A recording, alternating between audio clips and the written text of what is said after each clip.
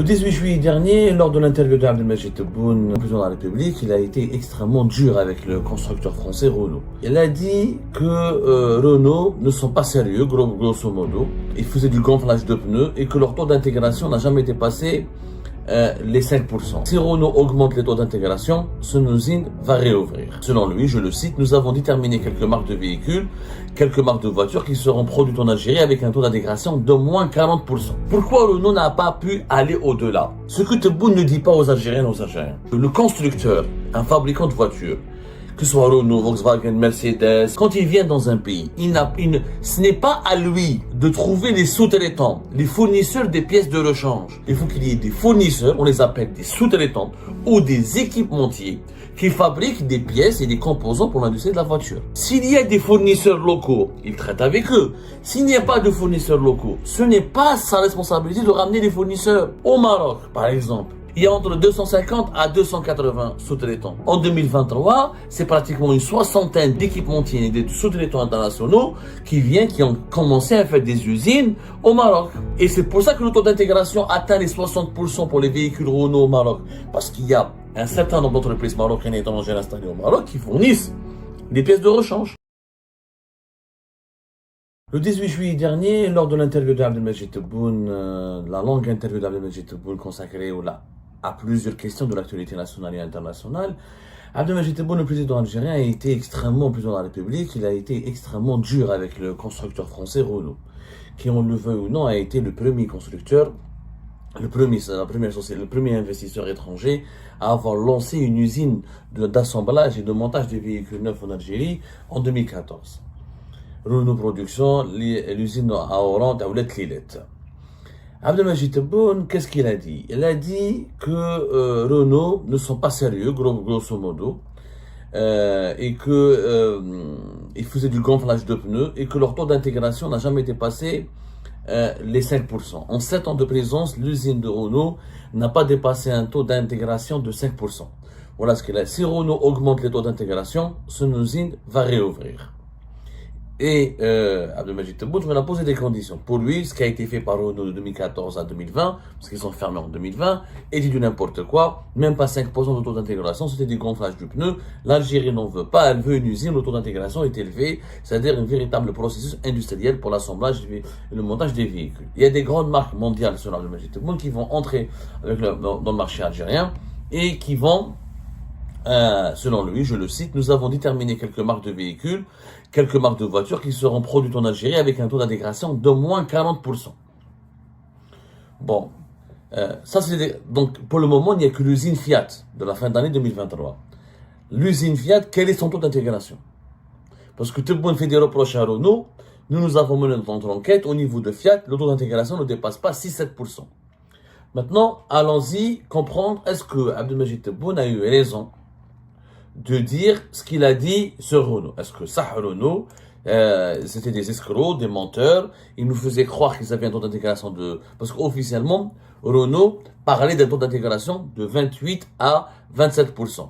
De 27 à 28%. Et l'objectif était d'atteindre les plus de 40% à partir de, on va dire, de 2019. C'était les annonces de Renault. 2019-2020, Renault devait dépasser les 40% de taux d'intégration. Et c'était les déclarations officielles, etc., des responsables de Renault, etc. L'objectif était d'arriver à 42% en 2019. Maintenant, est-ce que Renault était des menteurs? Nous avons mené l'enquête et nous avons expliqué d'abord d'où vient... il faut expliquer d'où vient l'information d'Atebboune, soi-disant, Renault, production Algérie, je rappelle, est une société qui appartient en partie à l'Algérie, majoritairement à l'Algérie. Renault ne détient que 49%, 34% c'était la Sainte-Vie, ancien Sonacom, et le FNI, le Fonds National d'Investissement. Ensuite, ça a été racheté par le groupe Madar, qui a repris les parts de la Sainte-Vie, et donc Madar et le FNI, depuis le 27 mai 2022, c'est Madar Holding, un groupe étatique Sharaf Din Amara, les allumettes, les tabacs, les cigarettes, Marlboro, etc.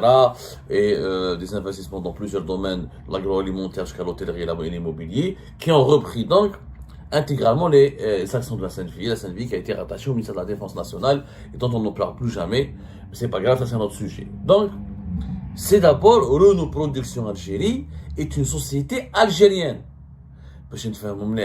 Alors que Fiat Algérie n'est pas une société algérienne.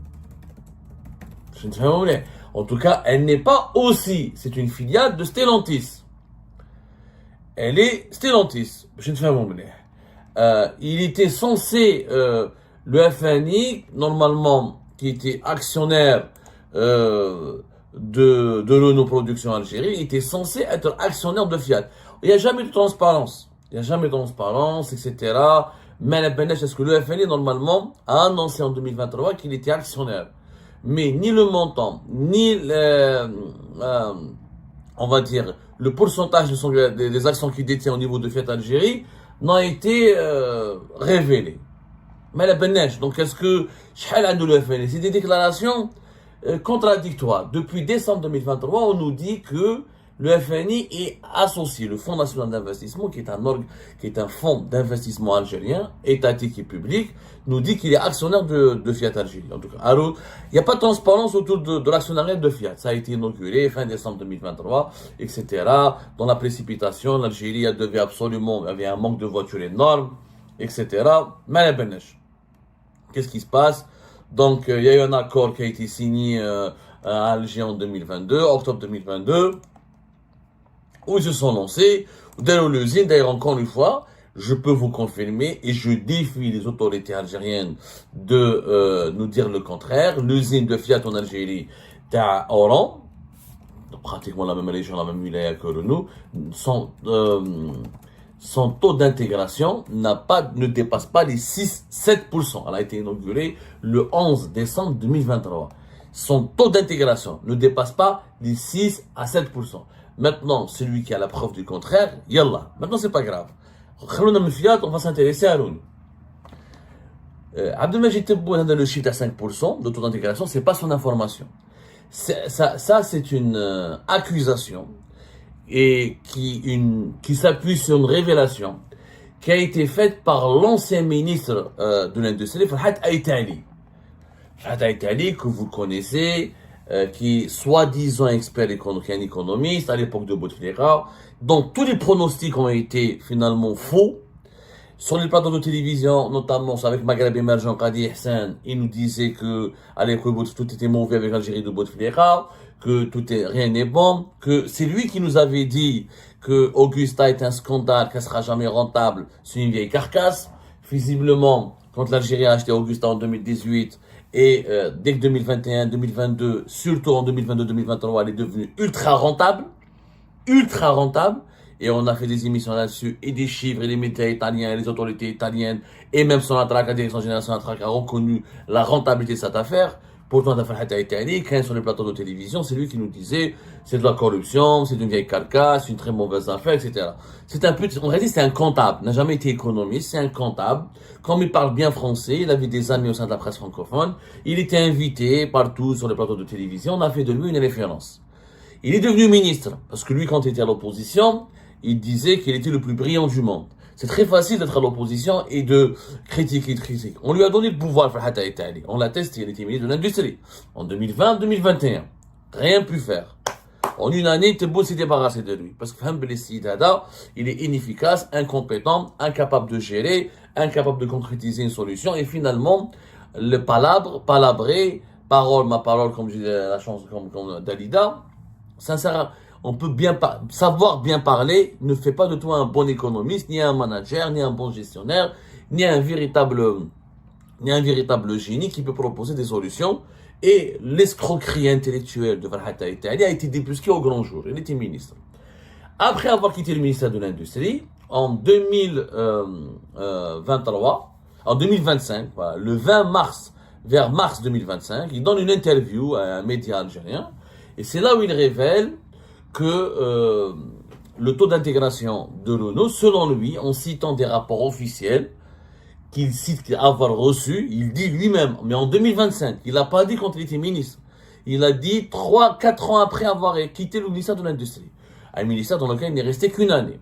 Il dit que il a reçu des rapports officiels affirmant, soi-disant, que le taux d'intégration de Renault Algérie n'a jamais dépassé les 5%, il était de 4,7%. Il a dit que quand il était pas ministre, quand il était économiste ou chroniqueur dans les médias algériens, qu'il aurait fait ses propres calculs et que le taux d'intégration n'est même pas à 6,5%.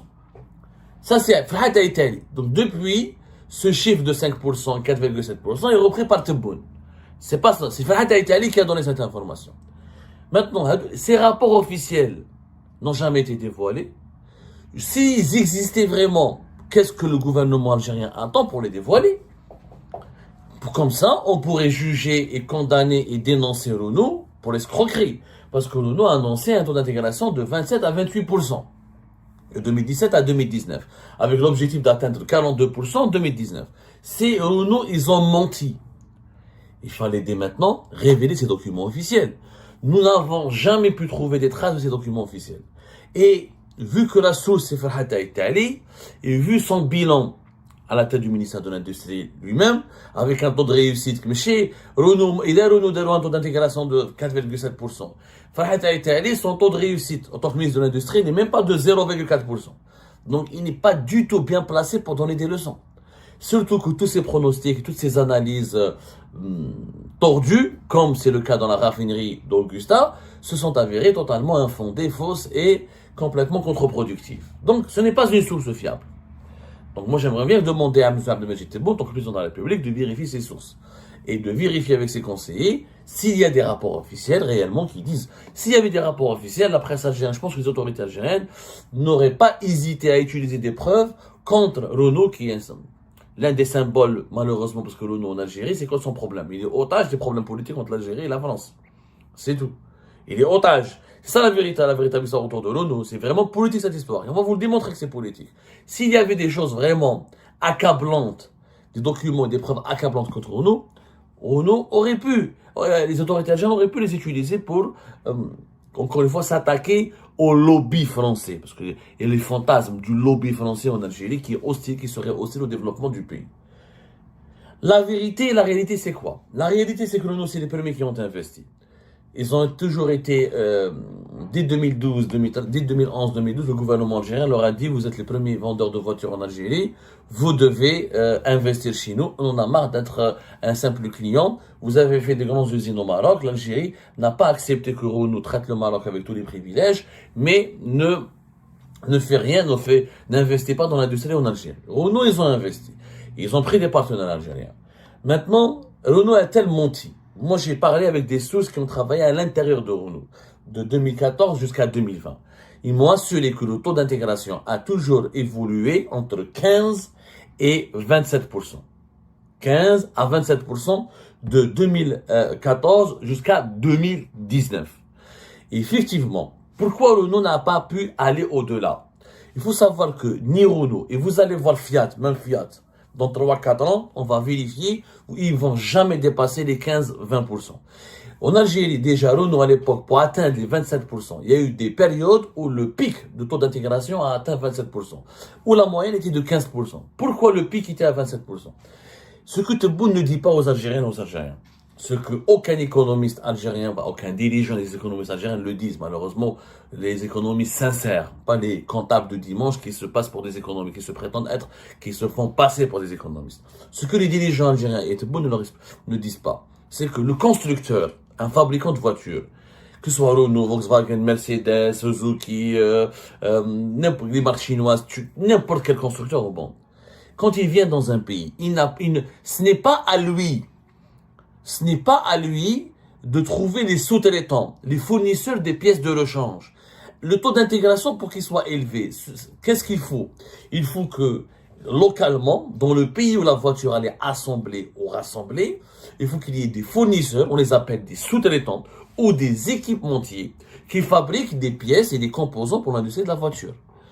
C'est-à-dire des des équipementiers qui fabriquent la jante, qui fabriquent le guidon, qui fabriquent les pièces, le tableau de bord, qui fabriquent des pièces dans le moteur, qui fabriquent des câbles, qui fabriquent des pneus, qui fabriquent des pare-brises, qui fabriquent tout. Il y a des milliers de pièces dans un véhicule. Il y a des milliers de pièces. Le constructeur, ce n'est pas à lui. Lui, il vient, il fait la voiture. S'il y a des fournisseurs locaux, il traite avec eux. S'il n'y a pas de fournisseurs locaux, ce n'est pas sa responsabilité de ramener les fournisseurs. Les dirigeants algériens n'arrivent pas à la comprendre. Renault Kidji, c'est pas de sa faute s'il n'y a pas une industrie de sous-traitance locale. Les groupes mondiaux, ils ont leurs propres fournisseurs, qui sont des équipementiers internationaux. Les équipementiers internationaux ne viendront pas investir dans un pays parce que leur client principal leur demande de le faire. Ils viendront investir en Algérie quand il y a une véritable demande et un marché local intéressant. Renault, quand elle est venue en 2014, il n'y avait pas d'usine de montage de véhicules, ni de fabrication de véhicules. Donc, l'Algérie ne produisait pas de véhicules. Donc, il n'y avait pas de... Renault ne pouvait pas, dès 2014, obliger ses fournisseurs étrangers à venir. Ça n'a pas de sens, parce que ces fournisseurs vont lui dire, mais on va pas venir porter beaux yeux. On va venir si tu nous achètes si tu t'engages à nous acheter des pièces et s'il y a une demande locale. Ils vont pas venir pour une seule usine qui était à Oran. Ou à Lilette. Donc ça n'a pas de sens. Le constructeur ne ramène pas ses fournisseurs avec lui. Les fournisseurs sont censés se trouver déjà sur place au niveau de ce pays, où le pays lui-même est censé être un marché intéressant, attractif, où il y a des acteurs économiques locaux, ou des investisseurs étrangers qui investissent dans la fabrication des composants et des pièces de rechange pour l'industrie automobile. En Algérie, nous avons officiellement, soi-disant, 200 sous-traitants dans l'industrie automobile, ce qui est un chiffre surgonflé et qui n'est pas vrai. En réalité, nous avons à peine une dizaine. Hadou les 200, ce sont des entreprises algériennes, majoritairement privées, qui peuvent fabriquer un des composants nécessaires pour le montage ou l'assemblage des voitures. Sauf qu'ils ont des associations. Hadou les associations, on les connaît. Ils sont regroupés, etc. Renault, en 2017, elle les a réunis. Allez voir dans les archives, Renault, en mois d'avril 2017, lorsqu'elle a commencé à faire la production de sa Clio 4, je crois, elle a rassemblé plus de 200, soi-disant, sous-traitants algériens. Et elle a même invité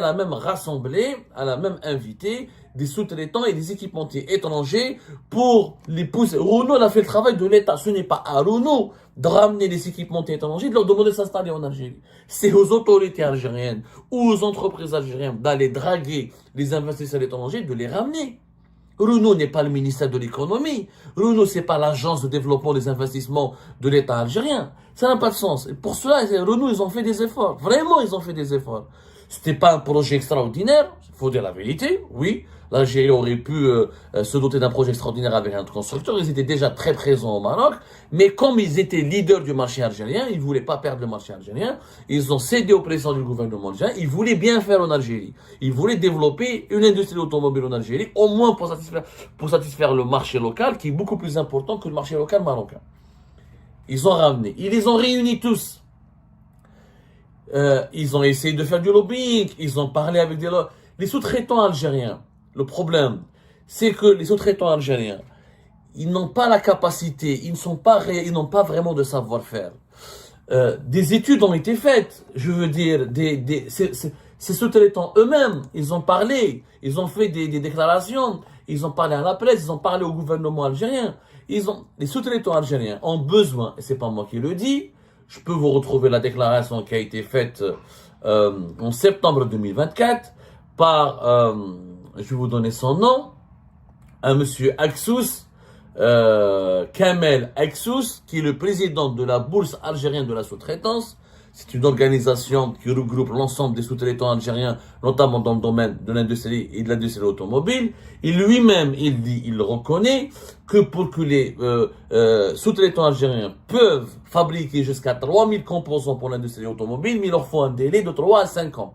Si les conditions nécessaires sont réunies, de 3 à 5 ans, ils ne sont pas opérationnels, ces sous-traitants algériens.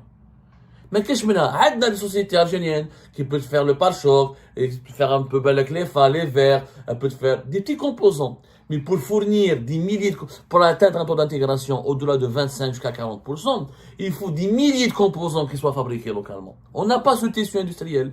Pourquoi? Parce que l'Algérie, elle a connu la décennie noire, le retard économique important, tissu industriel détruit, instabilité politique. Après la décennie noire, il fallait rattraper la décennie noire. L'Algérie, elle s'est lancée, elle a beaucoup donné la priorité aux infrastructures, au BTP, à l'immobilier, à la construction du logement. L'industrie, comme les prix du pétrole étaient élevés, l'Algérie s'était enrichie. On n'a pas développé l'industrie, on a beaucoup fait des importations parce qu'on avait des besoins urgents. Le pays était pendant la décennie noire en autarcie. Donc de 2000 à 2010, il fallait reconstruire ce que l'Algérie a perdu et ce que l'Algérie n'a pas pu construire pendant la décennie noire. Qu'il en 2010, malheureusement, le pays n'a pas fait les investissements nécessaires pour s'industrialiser ou se réindustrialiser, alors qu'il y avait des investissements importants les années 70 et 80 dans l'industrie. Donc, on a des sous-traitants qui n'ont pas la capacité de fournir des pièces. Et ça, il faut arrêter de mentir aux Algériens, aux Algériens. Renault, ou la fait Mercedes qui dit, mais il cache des sous-traitants locaux. Il peut pas te commander des pièces localement, il est obligé de les ramener de l'étranger. Sinon, il n'y a pas de voiture. C'est ça. Aucun constructeur ne peut faire 40% au Maroc, par exemple. Il y a des chiffres. Il y a entre 250 à 280 sous-traitants. Une bonne partie d'entre eux, pas la majorité, une bonne partie d'entre eux, c'est des équipementiers internationaux. En 2023, c'est pratiquement une soixantaine d'équipementiers et de sous-traitants internationaux qui ont commencé à faire des usines au Maroc pour développer la sous-traitance. Et c'est pour ça que le taux d'intégration atteint les 60% pour les véhicules Renault au Maroc.